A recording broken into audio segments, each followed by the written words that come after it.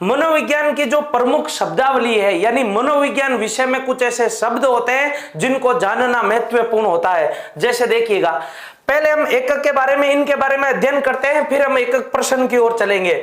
जैसे आपसे पूछ लिया जाता केंद्रीयता क्या होती है, केंद्रीय शीलगुण क्या, प्रेमस्तिष्क गोलार्ध क्या होते हैं, तैथिक आयु क्या होती है, क्लासिकल अनुबंधन क्या होता है, नैदानिक मनोवैज्ञानिक किसे कहते हैं।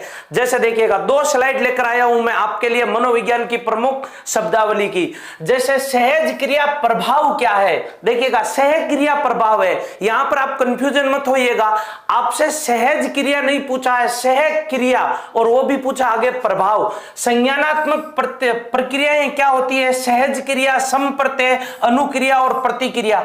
इनकी मनोविज्ञान में परिभाषाएं क्या होती है, मनोविज्ञान में इनका अर्थ क्या होता है, और शिक्षा मनोविज्ञान में इनका प्रयोग किस संदर्भ में और किस विषय वस्तु को समझने के लिए किया जाता है, सबसे पहले हम इनका अध्ययन करेंगे।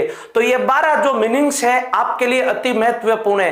केंद्रीयता किसे कहते हैं, जैसे सीधा प्रश्न रीट के अंदर अति महत्वपूर्ण प्रश्न है, और सेकंड ग्रेड आप जिसकी भी तैयारी कर रहे हो, इसे किसी भी एग्जाम में प्रश्न पूछा जा सकता है, केंद्रीयता क्या है और यह शब्द कहां से निकल कर आया।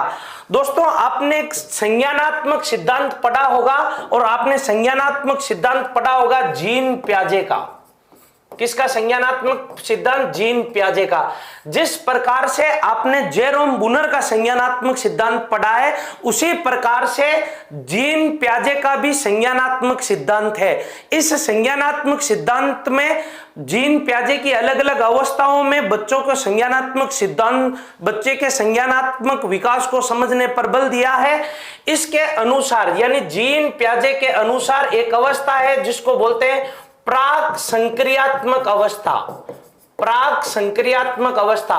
और प्राक संक्रियात्मक अवस्था में बच्चा कई बार इस प्रकार की क्रिया करता है, यानी एक ही उद्दीपक के प्रति, एक विमा के प्रति, यानी उद्दीपक कोई भी एक उद्दीपक हो सकता है। मनोविज्ञान की भाषा में उद्दीपक क्या है इसको भी हम आगे समझेंगे। उद्दीपक की एक विमा के, उद्दीपक की जो एक विमा होती है, उस एक विमा के प्रति और उद्दीपक की एक दूसरी विमा हो जाती है, यानी दूसरा पहलू हो गया। एक विमा को महत्व देना और दूसरी विमा की उपेक्षा करना। यदि कोई भी छोटा बच्चा किसी भी उद्दीपक को देखकर एक विमा के प्रति अनुक्रिया करता है, यानी एक विमा को वो बहुत ज्यादा महत्व देता है और दूसरी विमा को यदि वो उपेक्षा करता है, तो इसको क्या कहा जाता है, याद रखिएगा, केंद्रीयता कहा जाता है। किसके अनुसार, जीन पियाजे के अनुसार। अगला देखिएगा, एक शब्द है केंद्रीय शीलगुण। केंद्रीय शीलगुण क्या होता है, केंद्रीय शीलगुण आपने सिद्धांत पढ़ा होगा व्यक्तित्व में, ओलपोर्ट का सिद्धांत। ओलपोर्ट के अनुसार जो हमारे व्यवहार में व्यक्ति का जो व्यवहार है, इस व्यवहार की जो मुख्य विशेषता होती है, व्यवहार की जो मुख्य विशेषता होती है, उस मुख्य विशेषता को व्यक्ति का केंद्रीय शीलगुण कहा जाता है। यानी व्यक्ति के व्यवहार में पाया जाने वाला एक ऐसा गुण जो व्यक्ति के व्यवहार में बार बार निकले, उसी को केंद्रीय शीलगुण कहा जाता है। दूसरे शब्दों में समझे तो इसकी परिभाषा यह होती है कि व्यक्ति के व्यवहार में पाया जाने वाला एक ऐसा विशिष्ट गुण जो व्यक्ति की पहचान होती है, जो व्यक्ति के व्यक्तित्व की पहचान होती है, उसे क्या कहा जाता है, केंद्रीय शीलगुण कहा जाता है। दोस्तों, शीलगुण ट्रेट्स कहा जाता है इंग्लिश में इन्हें। व्यक्ति के व्यवहार की एक ऐसी विशिष्टता होती है जो व्यक्ति के व्यक्तित्व की ओर इंगित करती है, उसको कहा जाता है केंद्रीय शीलगुण। प्रेमस्तिष्कीय गोलार्ध, प्रेमस्तिष्कीय गोलार्ध होता है क्या है, किसे कहते हैं। हमारा दोस्तों जो मस्तिष्क होता है, इस मस्तिष्क में 2 भाग होते हैं, एक होता है दायां गोलार्ध और दूसरा होता है बायां गोलार्ध। दायां गोलार्ध और बायां गोलार्ध को जो कंट्रोल करता है उसे प्रेमस्तिष्कीय गोलार्ध कहा जाता है। यानी हम यूं समझ सकते हैं, मनोविज्ञान में 5 इंद्रियों का बहुत ज्यादा महत्वपूर्ण है। यानी हमारे पास जो 5 इंद्रियां पाई जाती है, आंख, कान, नाक, जीभ, त्वचा, ये स्वतंत्र रूप से यदि किसी को ले जाकर ज्ञान देती है, यानी ज्ञान का जो मुख्य केंद्र बिंदु है, उसे प्रेमस्तिष्कीय गोलार्ध कहा जाता है। तैथिक आयु क्या होती है, देखिएगा, बुद्धि वाला टॉपिक पढ़ते हैं तब तैथिक आयु, इसी को वास्तविक आयु कहा जाता है। आपके जन्म से लेकर अब तक की जो आपकी आयु है, इसको तैथिक आयु कहा जाता है। तैथिक आयु किसे, तैथिक आयु की जो परिभाषा होगी वो परिभाषा ये होगी, आपके जन्म से लेकर अब तक की जो आयु है वो आपकी, याद रखिएगा, तैथिक आयु है। एक तो होती है तैथिक आयु, एक होती है मानसिक आयु, दोनों में अंतर होता है। तैथिक आयु को हम डेट ऑफ बर्थ से गणना करते हैं। एक होता है क्लासिकल अनुबंधन, देखिएगा क्लासिकल अनुबंधन, शास्त्रीय परंपरागत अनुबंधन, इसके जो जनक है वो जनक कौन है, इवान पी पावलोव, यानी इवान पेट्रोविच पावलोव।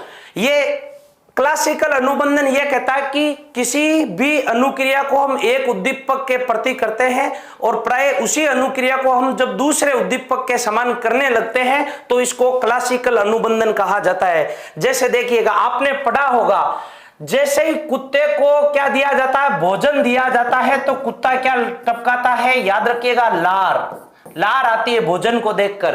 ये लार जो आती है वो भोजन से आती है, लेकिन इसके साथ में यदि बार बार घंटी को दिया जाता है या घंटी बजाकर भोजन दिया जाता है तब भी लार टपकती है, तो एक दिन वो क्रिया जो होती है, अनुक्रिया जो होती है, वो घंटी के साथ में भी होने लगती है। इसको क्लासिकल अनुबंधन कहा जाता है। सामान्यतः हम क्लासिकल अनुबंधन को इस संदर्भ में समझ सकते हैं कि जो अनुक्रिया हम जिस उद्दीपक के साथ करते हैं उस उद्दीपक के साथ किसी अन्य उद्दीपक को बार बार प्रस्तुत करके मूल उद्दीपक के भांति अन्य उद्दीपक के प्रति अनुक्रिया जो करवाई जाती है उसे क्या कहा जाता है, क्लासिकल अनुबंधन कहा जाता है। नैदानिक, याद रखिएगा, मनोवैज्ञानिक, क्लिनिकल जो साइकोलॉजिस्ट होते हैं ये वो होते हैं जिनका संबंध निदान और उपचार से होता है, दोनों से होता है। याद रखिएगा, उपचार से और निदान से, इन दोनों से जिन मनोवैज्ञानिकों का संबंध होता है उसे नैदानिक मनोवैज्ञानिक कहा जाता है। आगे देखिएगा, नेक्स्ट शब्दावली में सह क्रिया प्रभाव पूछा है। किसी भी कार्य को हम दो या दो से अधिक व्यक्ति मिलकर करते हैं तो दो या दो से अधिक व्यक्तियों के द्वारा निष्पादन किए गए कार्य पर पड़ने वाला जो प्रभाव होता है उसको क्या कहा जाता है, सह क्रिया प्रभाव कहा जाता है। यानी निष्पादन पर, यानी जो आपने कार्य किया है इस निष्पादन पर जो प्रभाव पड़ेगा, जो प्रभाव पड़ा है, इस प्रभाव को याद रखिएगा सह क्रिया प्रभाव कहा जाता है। यानी को एक्शन, यूं समझ सकते हो, दो या दो से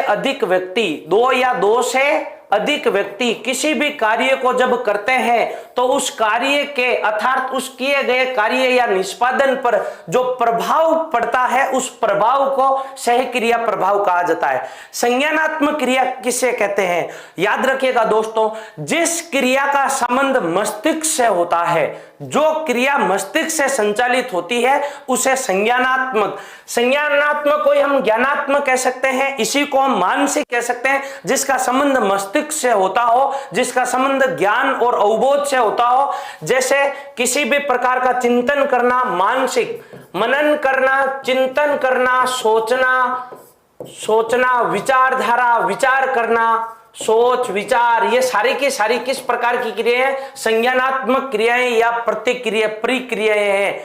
यानी वह क्रियाएं जिनका संबंध मस्तिष्क से होता है उन्हीं को हम संज्ञानात्मक या मानसिक क्रिया कहते हैं। सहज क्रिया किसे कहते हैं, वह क्रिया जो जन्मजात हो, नोट कीजिएगा साथ साथ में, वह क्रिया जो जन्मजात हो उस क्रिया को क्या कहा जाता है, सहज क्रिया कहा जाता है। जैसे बच्चे का रोना, कोई भी छोटा बच्चा होता तो दूध के अंदर, गर्म दूध के अंदर जैसे ही हाथ डालता है अपने आप वापस बाहर निकाल लेता है, ये किसी ने सिखाया नहीं है। बच्चे के द्वारा की जाने वाली वो प्रत्येक क्रिया जो जन्मजात हो, यानी वो आनुवांशिक हो, जैसे बच्चे को रोना किसी ने नहीं सिखाया, रोना, हंसना, इस प्रकार की जो क्रियाएं होती है उनको क्या कहा जाता है, सहज क्रिया कहा जाता है। एक होता है संप्रत्यय कॉन्सेप्ट, किसे कहा जाता है, संप्रत्यय, मानसिक जो बिंब होता है, यानी हम यूं लिख सकते हैं मस्तिष्क में बनने वाला चित्र, मस्तिष्क में बनने वाला चित्र मस्तिष्क में जो बनने वाला जो चित्र होता है, किसी भी लक्ष्य को देखकर, किसी भी विषय वस्तु को देखकर यदि उसका चित्र हमारे मस्तिष्क में बन जाता है तो उसको क्या कहा जाता है, संप्रत्यय कहा जाता है। जैसे देखिएगा, मैं आपके सामने एक शब्द बोलता हूं ताजमहल, तो आपके दिमाग में ताजमहल की फोटो आ रही है, उसका चित्र आ रहा है, तो इसका मतलब ताजमहल का कॉन्सेप्ट क्लियर है, इसको बोलते हैं संप्रत्यय। अनुक्रिया, याद रखिएगा, लक्ष्य के प्रति, लक्ष्य को मनोविज्ञान की भाषा में कहा जाता है उद्दीपक स्टिमुलस, याद रखिएगा। इसके प्रति यानी लक्ष्य के प्रति की जाने वाली क्रिया, लक्ष्य के प्रति की जाने वाली क्रिया क्या कहलाती है, अनुक्रिया कहलाती है। की जाने वाली क्रिया, अनुक्रिया, रेस्पॉन्स। स्टिमुलस के प्रति, याद रखिएगा, उद्दीपक के प्रति जो हम क्रिया करते हैं उसे हम अनुक्रिया कहते हैं।